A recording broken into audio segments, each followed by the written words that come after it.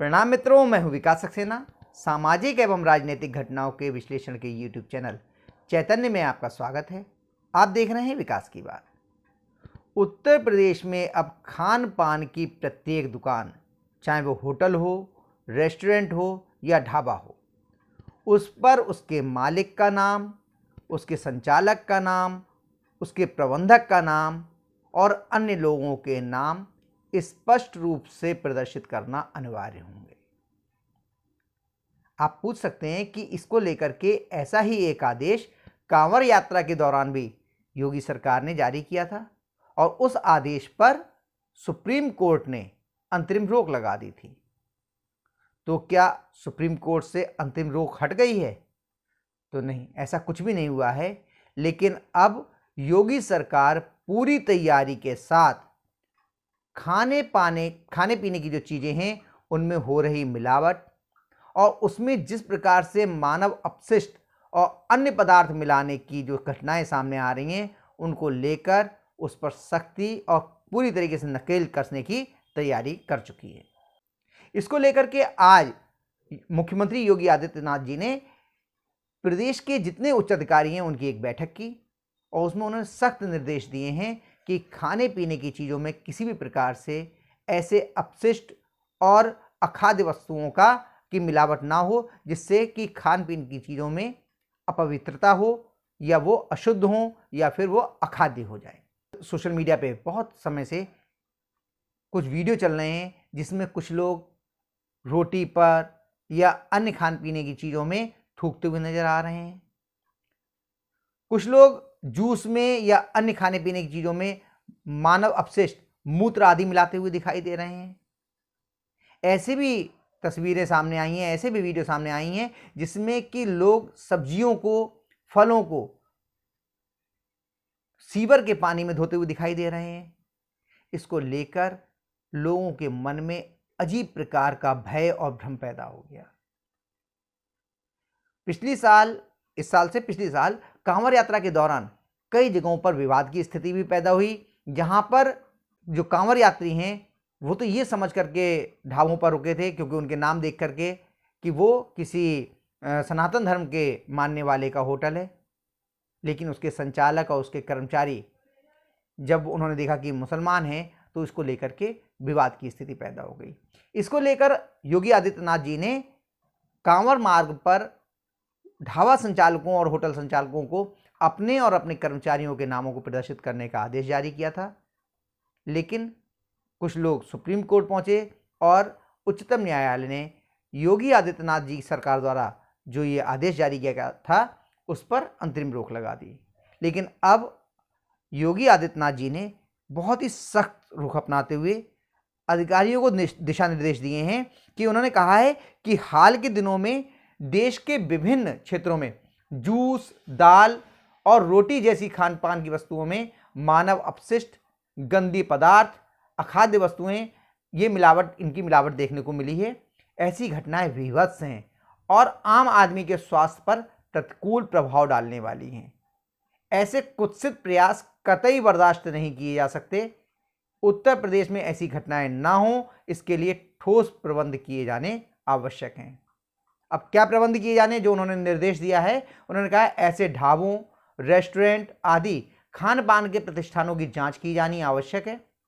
प्रदेश व्यापी सघन अभियान चलाकर इन प्रतिष्ठानों के संचालक सहित वहां कार्यरत सभी कर्मचारियों का पुलिस वेरिफिकेशन कराया जाए, सत्यापन कराया जाए।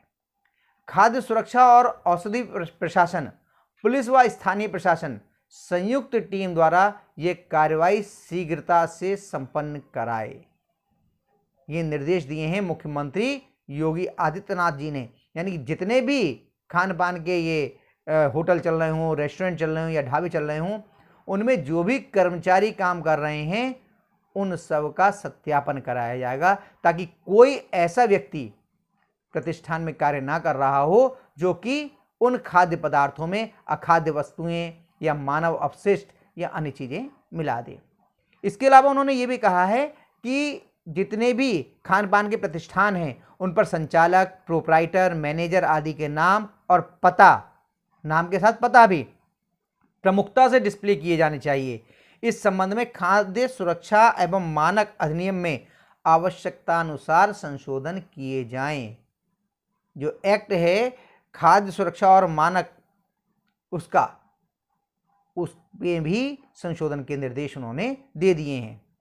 और भी बहुत महत्वपूर्ण निर्देश दिए हैं। उन्होंने कहा है कि ढाबे, होटल, रेस्टोरेंट आदि खान पान के प्रतिष्ठानों में सीसीटीवी की व्यवस्था हो। और ये सीसीटीवी जो लगाने का उन्होंने कहा है, ये सिर्फ ग्राहकों के ऊपर नहीं लगेंगे, जहां पर खान पान का सामान तैयार हो रहा है वहां पर भी लगाए जाएंगे।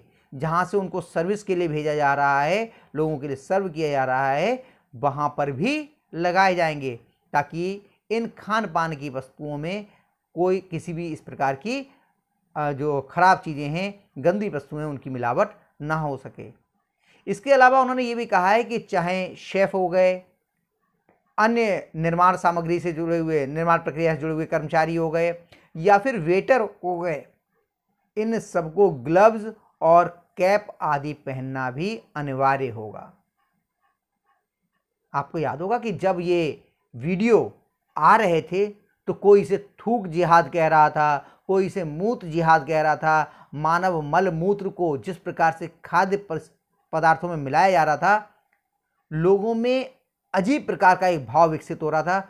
वो समझ नहीं पा रहे थे कि आखिर सुप्रीम कोर्ट ने जब आदेश ये दिया है कि होटल संचालक या फिर ढाबा संचालकों के नामों का डिस्प्ले नहीं किया जाएगा, तो हम अपनी मर्जी से अपने विक्रेता को भी नहीं, मतलब जो सर्विस प्रोवाइडर है उसको भी नहीं चुन पा रहे हैं, उसकी पहचान हमारी नहीं हो पा रही है, क्योंकि एक वर्ग विशेष के लोग इस तरह की घटनाओं में लगातार सामने आ रहे थे। और इसलिए लोग सार्वजनिक स्थानों पर से सामान खरीदने में बहुत ही संकोच करने लगे थे। वो ये देखना चाह रहे थे कि जिससे वो सामान खरीद रहे हैं, कहीं उसने तो इस तरह की कोई गंदगी अपने उस खाद्य सामान में, उस खाद्य सामग्री में नहीं मिला रखी है। तो जैसा कि योगी आदित्यनाथ जी के बारे में कहा जाता है कि जब वो किसी रास्ते पर चलते हैं तो उसे अंतिम अंजाम तक पहुंचाकर छोड़ते हैं। चाहे वो बुलडोजर एक्शन हो गया, और चाहे आपको याद होगा कि आंदोलन के नाम पर कुछ उपद्रवियों ने उत्तर प्रदेश में सार्वजनिक संपत्ति को बहुत नुकसान पहुंचाया था। उसके बाद उन्होंने उन उपद्रवियों से उस सार्वजनिक संपत्ति और निजी संपत्ति के नुकसान की भरपाई के आदेश दिए थे। उनकी भरपाई की कार्रवाई शुरू की गई थी, और कुछ ऐसे ही उपद्रवियों के जो फोटो थे वो चौराहों पर होर्डिंग पे लगा दिए गए थे।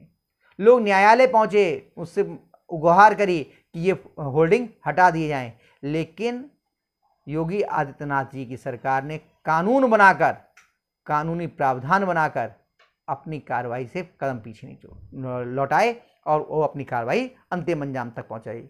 बुलडोजर एक्शन को लेकर के बहुत सारे लोग अभी न्यायालय गए हुए हैं, लेकिन वो खुश हो रहे हैं कि बुलडोजर पर रोक लगा दी है न्यायालय ने। लेकिन वो समझें कि बुलडोजर कार्रवाई किसी अपराधी या आरोपी के खिलाफ नहीं की जाती। बुलडोजर की कार्रवाई आरोपी या अपराधी के अवैध निर्माण पे की जाती है, और जिस पर किसी भी प्रकार के रोक लगाने की मंशा सुप्रीम कोर्ट या किसी अन्य अदालत ने नहीं जताई है। न्यायालय भी लगातार ये कह रहे हैं कि वो अवैध निर्माण के पक्ष में नहीं है। अगर कोई अवैध निर्माण है, कोई सरकारी संपत्ति पर कब्जा किया गया है, सरकारी जमीन पर कब्जा किया गया है, उस पर बुलडोजर की कार्रवाई होगी। अभी अंतरिम रोक है, अंतिम आदेश आने तक आप देख लीजिए कि किसी भी प्रकार की, कम से कम उत्तर प्रदेश में तो इस तरह की होने की संभावना कम ही है। आपको याद होगा कि लगभग 7 साल की ये सरकार हो चुकी है। योगी आदित्यनाथ जी 7 साल से प्रदेश के मुख्यमंत्री हैं, उससे अधिक समय हो गया है। दर्जनों की संख्या में बुलडोजर की कार्रवाई हुई है, लेकिन एक भी व्यक्ति जिसके विरुद्ध बुलडोजर कार्रवाई हुई है वो उसने न्यायालय की शरण नहीं ली है, क्योंकि उसे मालूम है कि उसका जो निर्माण था वो अवैध था। उसके विरुद्ध बुलडोजर की कार्रवाई से पहले समुचित जो प्रक्रिया है, जो कानूनी प्रक्रिया है, उसको अपनाया गया था। तो जो लोग थूक रहे थे खाने में, रोटी पर थूक रहे थे, मलमूत्र मिला रहे थे खान पान की चीज़ों में, जूस में, अन्य चीज़ों में, उनको समझना चाहिए कि उत्तर प्रदेश में योगी आदित्यनाथ की सरकार है और यहाँ पर ये सब नहीं चलेगा। तो आज के अंक में बस इतना ही। अगले अंक में हम लोग फिर मिलेंगे किसी नए मुद्दे के साथ। तब तक के लिए अनुमति दीजिए। आपसे अनुरोध है कि अगर आपको ये वीडियो पसंद आया हो तो इसे लाइक कीजिए, शेयर कीजिए, और हाँ, अगर इस चैनल पर आप नए हैं तो आपसे ये भी अनुरोध है कि इस चैनल को सब्सक्राइब करने के बाद नोटिफिकेशन का बेल आइकन जरूर दबाइए। धन्यवाद, प्रणाम।